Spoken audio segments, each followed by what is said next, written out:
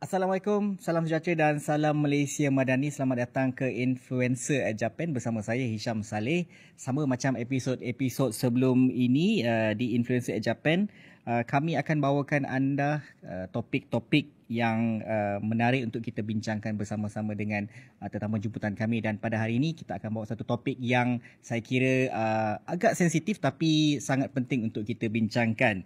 Topik yang saya maksudkan adalah topik berkaitan dengan gangguan seksual. Jadi untuk itu, bersama saya dalam studio hari ini adalah individu yang saya kira sangat bekerja keras, sentiasa bekerja keras untuk melindungi hak-hak mangsa gangguan seksual.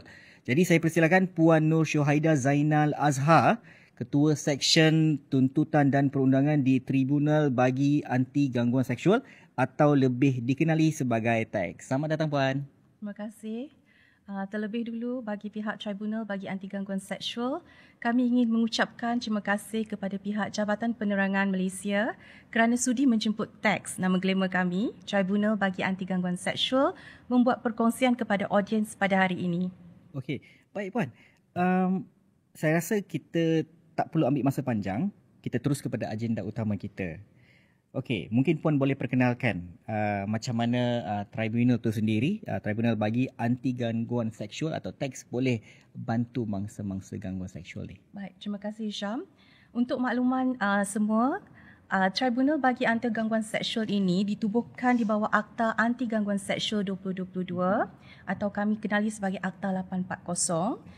TAG merupakan saluran alternatif kepada Mahkamah Sivil untuk mendengar dan memutuskan aduan gangguan seksual yang difahamkan oleh pengadu dengan cara yang mudah, cepat dengan kos yang minimum. Pendengaran di TAG pula dikawal selia oleh peraturan-peraturan anti gangguan seksual, Tribunal Bagi Anti Gangguan Seksual 2024 atau kami kenali sebagai PUA 80/2024. Jadi, objektif penubuhan TAG ini adalah untuk mengadili gangguan seksual, aduan gangguan seksual yang difahamkan oleh pengadu secara bebas, adil dan saksama.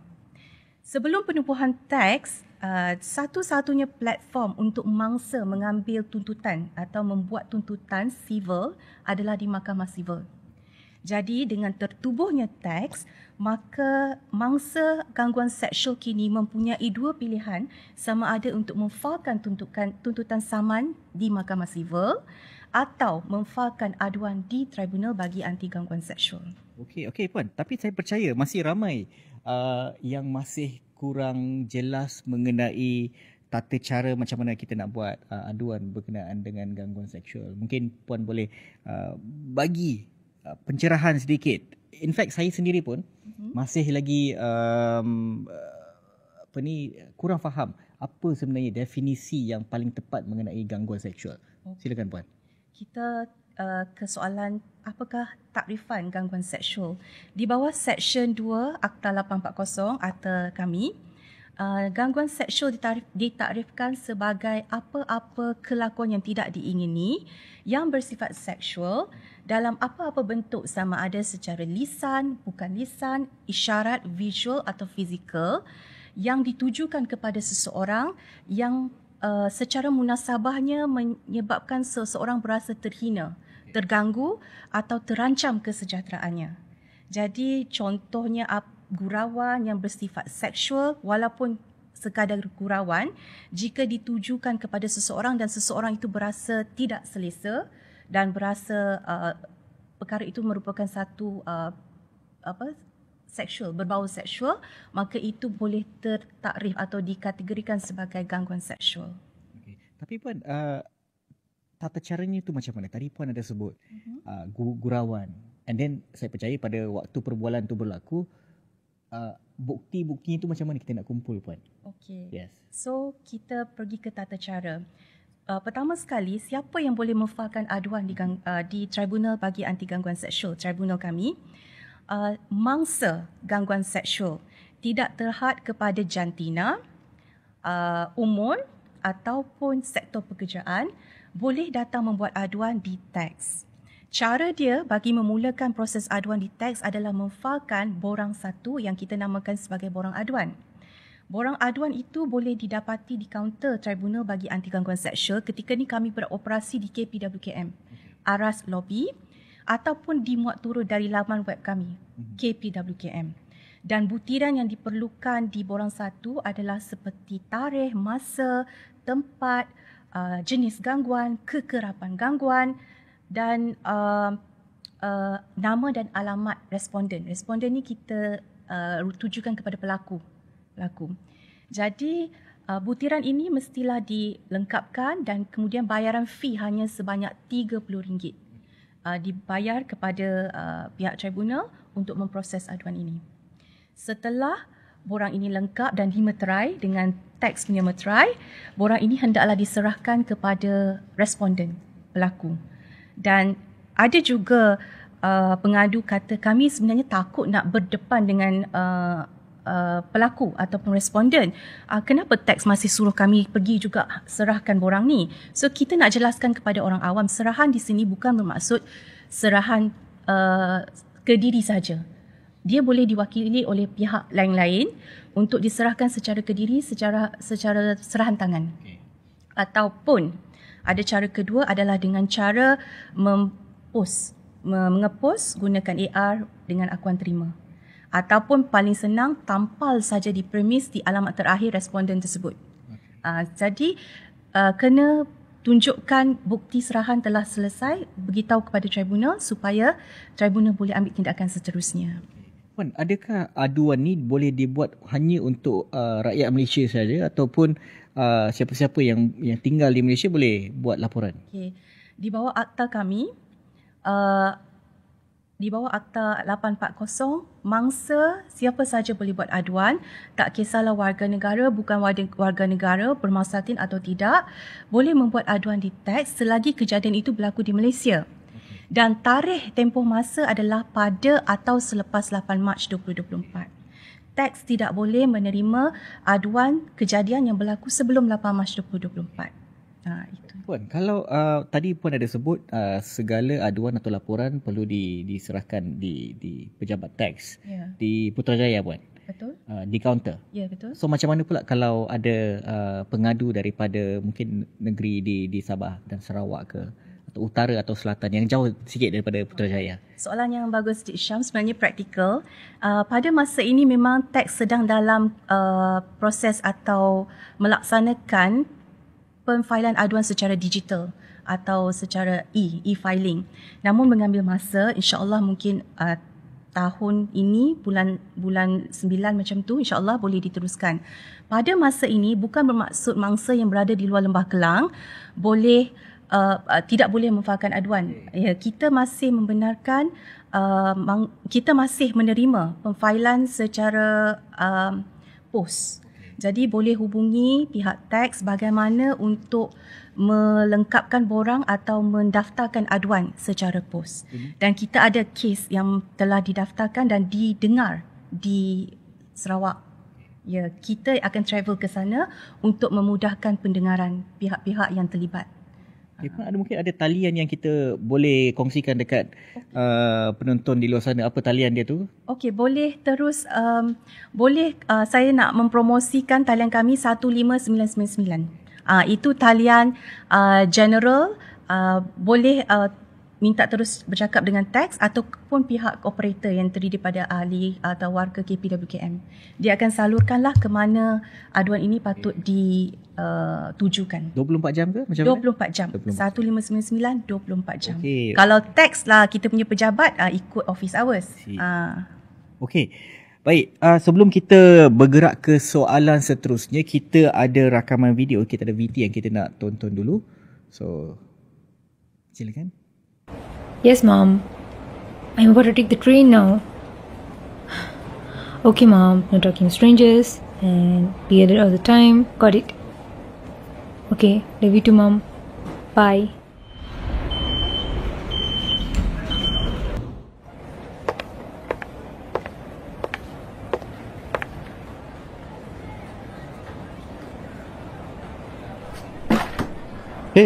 Sorry. I tak sengaja. Sekejap, saya tolong. Tak apalah, saya pun tak perasan tadi. Main jalan je sebelum lambat kan? You okay kan? Saya okey. Balik rumah ke? Balik hostel sebenarnya. Oh. Naik train?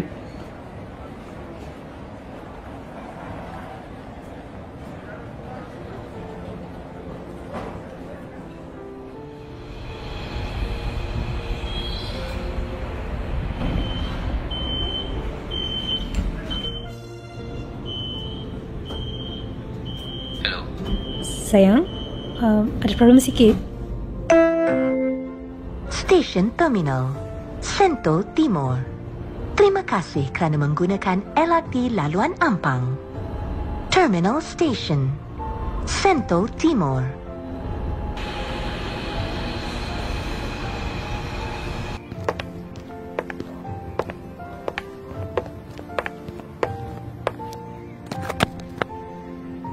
Mister, saya tahu out of stock saya dari tadi. I realised it.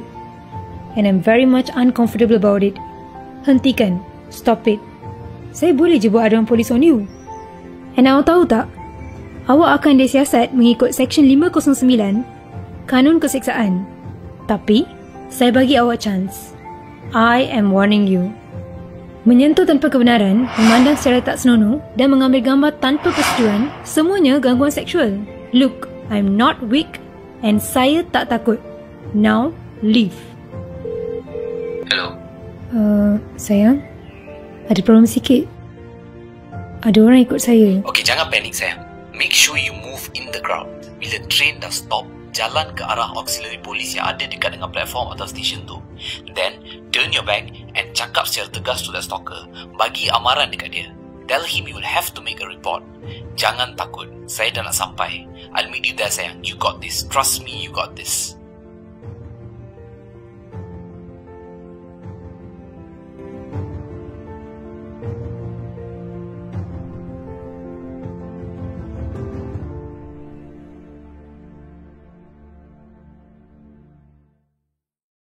Okey, baik Puan. Mungkin boleh komen sikit dengan rakaman video tadi. Okey, sebagai seorang warga negara, sebagai seorang wanita dan seorang pegawai yang berkhidmat di TAX, saya amat berbanggalah tengok pelakon tadi dah mula celik hak.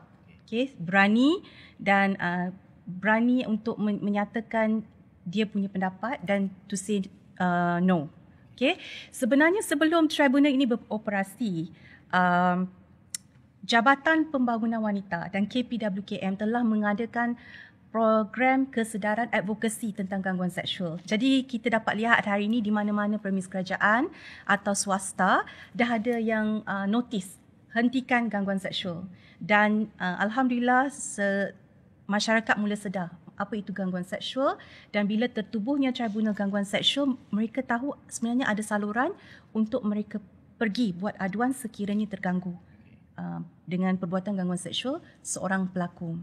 Puan, saya percaya di luar sana ramai yang mangsa-mangsa gangguan seksual yang nak mengadu tapi takut nak mengadu. Mungkin atas beberapa faktor. Mungkin kalau kes gangguan seksualnya itu berlaku di pejabat, mungkin takut majikannya tu mengenakan denda ke, hantar dia pindah ke luar negeri ke, ataupun dipecat ke. Mungkin apa sebenarnya teks boleh mungkin nasihat atau bantu dalam perkara ni?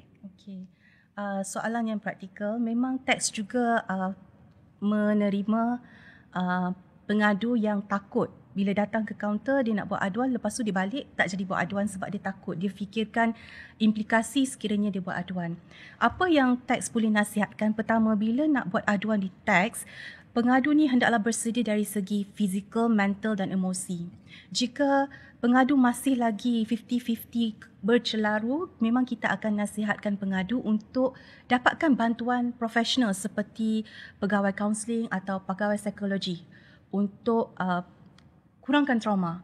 Dan memang kita dapati bila pengadu datang kali kedua selepas melalui proses kaunseling, mereka lebih bersedia, mereka lebih tenang.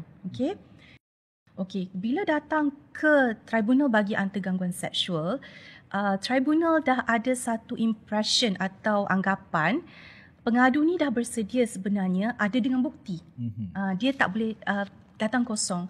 Sebab apa-apa aduan yang difahamkan di tribunal hendaklah dibuktikan oleh pengadu atas imbangan kebarangkalian. Macam mahkamah, kita ni separa kehakiman. Jadi untuk mengadili sesuatu aduan yang difahamkan oleh pengadu, kenalah ada bukti. Bukti dia contohnya jika ada tangkap layar WhatsApp, contohnya kalau dibuat di media sosial, ada snap di Facebook ke, di TikTok, ada recording tersebut. Kalau ada saksi, saksi menyaksikan, tak semesti yang menyaksikan ketika itu berlaku. Sebab jaranglah gangguan seksual ni dibuat depan orang ramai. Selalunya isolated, dia jauh dari orang ramai. Saksi yang mungkin dia cerita, contohnya ibu atau bapa kalau melibatkan kanak-kanak. Contohnya pakar kaunseling, pakar psikologi yang selepas kejadian tu apa yang berlaku, dia cerita pada rakan sekerja. Tujuan dia adalah untuk melihat betapa konsistennya cerita pengadu dia telah diganggu secara seksual. Dan juga boleh jadi audio recording, video recording, CCTV dan sebagainya. So ini adalah antara bukti-bukti yang perlu disediakan oleh pengadu untuk memastikan aduan tu tak ditolak, Puan? Ya, untuk memastikan terbuktilah. Terbukti. Okey, Puan, tadi bila kita sebut pasal ada pengadu yang takut berdepan dengan responden, boleh tak Puan tolong gambarkan sebenarnya keadaan di bilik kehakiman tu sendiri, bilik perbicaraan? Ya. Bilik perbicaraan tu sendiri macam mana? Ada siapa ada dalam bilik perbicaraan tu? Okey, untuk makluman audiens sekalian, di tribunal bila kita cakap mengenai separa kehakiman, kita taklah setegas atau serigid di mahkamah. Yang kat mahkamah tu kita tahu setting dia ada galeri awam, ada kandang saksi, ada kandang tertuduh kalau melibatkan kes jenayah, ada hakim di atas. Di tribunal kita memang sangat santai. Dia punya setting, dia di tribunal akan satu gangguan seksual, aduan gangguan seksual akan diadili oleh 3 panel. 3 panel, berbeza dengan di mahkamah. Panel kita diketuai oleh seorang pengerusi yang mempunyai latar belakang undang-undang. Sama ada pengamal undang-undang yang lebih 7 tahun beramal di luar, ataupun pegawai kehakiman dan perundangan, ataupun bekas pegawai kehakiman dan perundangan. Dan diapit oleh 2 orang lagi anggota panel yang tidak ada latar belakang undang-undang tapi ada pengalaman dan kemahiran mengendalikan gangguan seksual. Kita ada lebih kurang 20 orang dan terdiri daripada pakar kaunseling, psikologi, pegawai di unit integriti, anggota polis. So kita ada. Jadi mereka akan mendengar aduan, bertanya soalan yang relevan supaya pengadu dapat menceritakan dengan lebih tenang, dengan lebih tepat mengenai apa yang berlaku. Setting dia tidak boleh dielakkan. Pengadu dan pelaku atau kita panggil responden mesti berada di setting yang sama. Tapi ada keadaan di mana pengadu kata dia takut, dia tak boleh berdepan, dia tak boleh tengok muka pelaku ni, kita benarkan penghadang, tabir. Khususnya kanak-kanak. Kita ada kes melibatkan kanak-kanak, kita letak tabir di hadapan. Jadi dia hanya mengenal pasti identiti melalui CCTV atau video yang berlangsung ketika itu. Jadi dia bagi keterangan tanpa melihat muka. So kita faham ada setengah pengadu masih ada ketakutan dan tekanan emosi untuk berhadapan dengan pengadu. Okey, Puan. Selepas perbicaraan berlaku, saya bagi contoh pada hari pertama, berapa lama masa diambil untuk perbicaraan tu dia wrap up lah? Sampai award tu dikeluarkan? Baik. Untuk proses aduan di tribunal, dia akan bermula dengan pemfailan aduan. Lepas tu kena bagi peluang kepada pelaku atau responden untuk menjawab. Menyatakan defense dia. Macam saya nyatakan tadi, tribunal ni adalah satu platform untuk mengadili dengan bebas, adil dan saksama. So kedua-dua pihak mesti diberikan peluang untuk mengadu dan menyatakan pembelaan. Selepas tarikh 14 hari pemfailan penyata pembelaan, kita akan menetapkan tarikh pendengaran. Bila tarikh pendengaran tu berlangsung dengan memanggil saksi sebagainya, kita kira 60 hari dari tarikh pendengaran pertama berlangsung. Jadi all over tu mungkin dalam masa 2 bulan proses pre dan semasa pendengaran 60 hari. Dalam dalam 3 bulan 4 bulan. Okey, tapi 60 hari dari tarikh pendengaran tu memang alhamdulillah di tax. Pada tahun lepas kita terima 28 aduan dan pada tahun ini telah selesai semua 28 aduan tersebut. Sama ada memihak kepada pengadu atau aduan ditolak kerana tidak cukup bukti. Okey. Kalau ada di antara kes-kes tu lah, kita panggil kes siapa? Kita panggil aduan. Kita panggil aduan. Aduan tu dah dikeluarkan award dia. Apa antara mungkin award yang dikeluarkan, contoh-contohnya? Mungkin apa tebus rugi puan termanya? Di bawah akta kami, antara tebus rugi yang boleh diberikan kepada pengadu adalah permohonan maaf, penyiaran permohonan maaf. Beza dia permohonan maaf ni yang pertama private, one to one. Yang kedua penyiaran permohonan maaf jika berlaku di media sosial atau secara terbuka, WhatsApp group dan sebagainya, di mana pengadu mengkehendaki permohonan maaf itu dibuat di platform yang dia dimalukan atau diganggu secara seksual. So boleh juga dilakukan. Yang ketiga adalah pampasan. Pampasan ini had limit dia adalah tidak lebih RM250,000. Bergantung tahap dan jenis gangguan seksual tersebut dan implikasi gangguan terhadap mangsa. Ya. Dan last kali kita ada perintah untuk mana-mana pihak menjalani program. Ya. Setakat ini ada yang hanya datang ke tribunal semata-mata nak permohonan maaf saja. Dia kata saya tak perlu ganti rugi duit dan wang dan sebagainya. Saya punya maruah telah diinjak. Dia tak peduli, dia diganggu saya secara seksual, jadi saya nak dia minta maaf. Dan memang ada 2-3 kes dia minta maaf depan panel. Selesai secara baik kedua-dua pihak. So itulah tugas panel untuk menyelesaikan, mengadili satu gangguan seksual agar pihak-pihak kedua-dua pihak diadili dengan adil dan pengadu jika dibuktikan aduan dia dapat apa yang dia mohon. Okey. Sekiranya pengadu tak berpuas hati ataupun responden mungkin tak berpuas hati jugalah dengan keputusan perbicaraan, kita boleh panggil perbicaraan tu. Apa pendengaran dia tu? Apa option yang ada kepada mereka? Seperti separa badan kehakiman yang lain, contohnya macam kita punya tribunal lain, apa-apa keputusan atau award yang dikeluarkan oleh tribunal boleh disemak oleh Mahkamah Tinggi. Di bawah kita punya Seksyen 23 dan Aturan 53 Kaedah Mahkamah 2012. Okay. Jadi pihak yang tak berpuas hati boleh membuat permohonan semakan kehakiman di Mahkamah Tinggi dengan syarat berlaku ketidakaturan yang serius di pihak tribunal dan panel. Jika perkara tak puas hati itu, kos untuk memfailkan permohonan tersebut akan ditanggung oleh pihak-pihak. Tribunal tidak lagi terlibat. Kita dah keluar award, kita dah selesai dan pihak-pihak yang akan take it from there.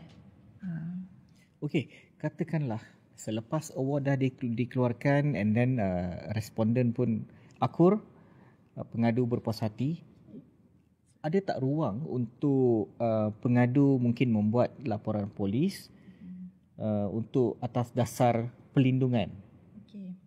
Sebabnya kadang-kadang kita risau dalam bilik perbicaraan tu ada yang tak dia kata saya akur, saya minta maaf, tapi bila dah keluar daripada bilik perbicaraan tu dia tak puas hati, dia buat something. Masih ada ruang ke untuk dapatkan perlindungan? Ini juga persepsi yang tax ingin betulkan. Sekiranya satu aduan dibuat di tax, tak bermaksud dia tidak boleh buat aduan kepada pihak polis jika perbuatan atau perlakuan tersebut melibatkan unsur jenayah. Okay.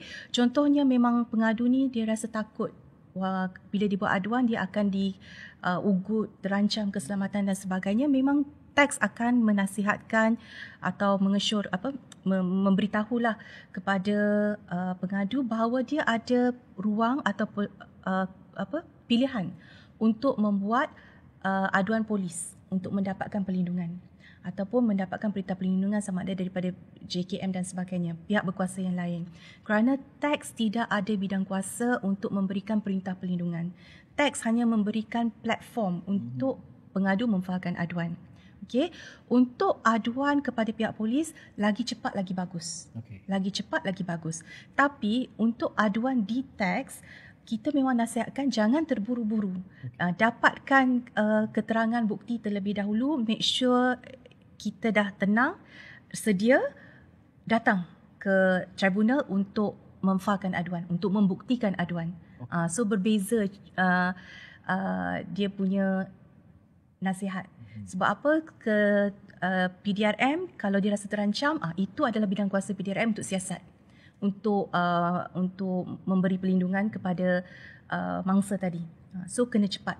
Okey. Yang di tribunal bila dah sedia, dah cukup bukti, baru datang ke tribunal. Okey. Okey. Puan, so far kalau saya nak bertanya mengenai statistik aduan sejak teks ditubuhkan, berapa banyak kes yang dah dilaporkan sejak penubuhannya, and then mungkin pun boleh kongsikan statistik lelaki dan perempuan yang membuat aduan tu, Puan. Okay, baik. Sejak penubuhan teks sejak 8 Mac 2024 sehingga tarikh ini kita telah menerima sebanyak 39 aduan. Okey. 28 aduan pada tahun 2024 dan 11 aduan pada tahun ini. Okey. Untuk aduan pada 2024 telah selesai semuanya. 28 aduan dengan keputusan sama ada memihak atau tidak memihak. Okey. Dan daripada 28 aduan tersebut, bagi tahun 2024 kita dapati 27 melibatkan pengadu wanita, seorang pengadu lelaki. Okey. Untuk tahun ini kita ada 11 aduan difailkan, 9 aduan pengadu wanita, 2 aduan daripada pengadu lelaki. Alright, Puan. Saya ada lagi dua soalan terakhir. Soalan yang saya akan tanya adalah mungkin cabaran Puan selama berada dalam teks ni. Apa di antara cabaran? Mungkin yang satu yang paling Puan ingatilah. Okey. Selepas setahun lebih beroperasi, teks mendapati cabaran utama adalah untuk membetulkan persepsi masyarakat bahawa teks ni bukanlah suatu badan penguatkuasaan atau boleh menyiasat sesuatu aduan. Teks hanya memperuntukkan satu platform pendengaran secara tertutup untuk mangsa memfailkan aduan. Jadi dengan harapan bila pendengaran ini dijalankan secara tertutup, mangsa berani untuk memfailkan aduan dan aduan dia akan didengari tanpa apa-apa macam rasa malu atau rasa tertekan dengan kehadiran pihak luar. Okey, berbeza dengan pendengaran secara terbuka di mahkamah. Okey. Kemudian bila pengadu datang, ada juga dikata kenapa teks tak side kami. So teks ingin menyatakan kita tak memberikan perintah perlindungan kerana bukan di bawah bidang kuasa teks. Kita akan bagi tahu ada bidang kuasa seperti PDRM, JKM untuk dapatkan perintah tersebut jika rasa terancam, ya. Dan teks juga membuat keputusan berdasarkan bukti. Dan kita tak nak ada unsur penganiayaan macam tadi, kalau ada malafide ke semua. Macam kita cakap, hak kedua-dua pihak diadili secara bebas, secara adil dan saksama. Ya. So sekarang dalam usaha membetulkan persepsi masyarakat mengenai fungsi dan peranan teks, teks telah menjalankan program ceramah sama seperti tajuk kita hari ini, Celik Hak, Tribunal bagi Anti Gangguan Seksual, supaya masyarakat tahu mengenai peranan dan fungsi teks dan juga hak mereka ketika membuat aduan di tribunal. Kita juga bekerjasama dengan agensi kerajaan yang lain, khususnya Jabatan Pembangunan Wanita, Institut Sosial Malaysia dan juga pihak atau unit integriti Jabatan Kerajaan, agensi kerajaan dan pihak swasta, universiti dan sebagainya, untuk kami datang dan memberi ceramah mengenai celik hak teks ni. Dan diharapkan kita dapat membetulkan persepsi tersebut dan masyarakat bersedia untuk tahu apa langkah-langkah yang perlu dilakukan sebelum datang ke tribunal. Okey, kalau mungkin rakyat Malaysia lah di luar sana yang masih nak tahu lebih lanjut mengenai teks, mungkin ada tak laman web ke ataupun Mungkin Puan boleh sebutkan nombor telefon lagi sekali ke untuk nak bertanya lebih lanjut. Okey, call saja 15999. Itu nombor yang akan disalurkan kepada teks. Itu 24 jam. So boleh juga email kepada kami care.text@kpwkm.gov.my dan kita akan jawab email itulah insya-Allah jika ada apa-apa masalah atau isu berkaitan gangguan seksual. Puan, terakhir Puan, pesanan kepada mangsa-mangsa yang mungkin pernah ataupun mangsa gangguan seksual lah. Mungkin pesanan kepada mereka yang mengalami gangguan seksual ni. Pesanan saya bila datang ke tribunal, mangsa, kita tak panggil mangsa, kita panggil survivor. Okay? Betulkan persepsi, saya bukan mangsa, saya ada survivor dan saya nak dapatkan hak tebus rugi di teks. Jadi bila kita datang sebagai survivor, kita kena bersedia dari segi fizikal, mental dan emosi. Ada keadaan pengadu datang, memang saya nampak berterabur dia punya mind flow dia. Jadi memang kita nasihatkan dapat dulu bantuan kaunseling atau psikologi. Memang kita nampak perbezaan selepas dia dapatkan bantuan tersebut, datang semula ke teks, dia lagi bertenang dan bersedia. Dan di situ baru kita dapat faham apa dia punya aduan. Lepas tu bila datang ke teks mestilah ada strategi untuk membuktikan kes. Macam saya cakap tadi, dapatkan bukti seperti tangkap layar, WhatsApp yang diterima ataupun audio recording, video recording, saksi, laporan perubatan, laporan psikologi dan sebagainya. Bersedia untuk datang dan berani untuk berhadapan dengan pelaku, responden. Kerana macam saya nyatakan tadi, memang tidak boleh dielakkan dalam bilik pendengaran tu kita akan berhadapan dengan pelaku. Kecuali ada ketika yang dia perlukan tabir, kata tak boleh tengok sangat lah kan, tak boleh ada trauma, itu teks akan mempertimbangkan cara bagaimana pendengaran itu boleh dijalankan tanpa memberikan tekanan. Itu sebab tu saya cakap teks ni dia lebih relax peraturan dia berbanding mahkamah. So kalau tak selesa bagi tahu. Dari segi pendengaran, memang setakat ni pendengaran dijalankan secara tertutup. Itu memang dijamin di bawah Akta 840. Jadi jangan risau tiba-tiba terkeluar ada isu ke apa dalam pendengaran keluar ke luar, tak ada.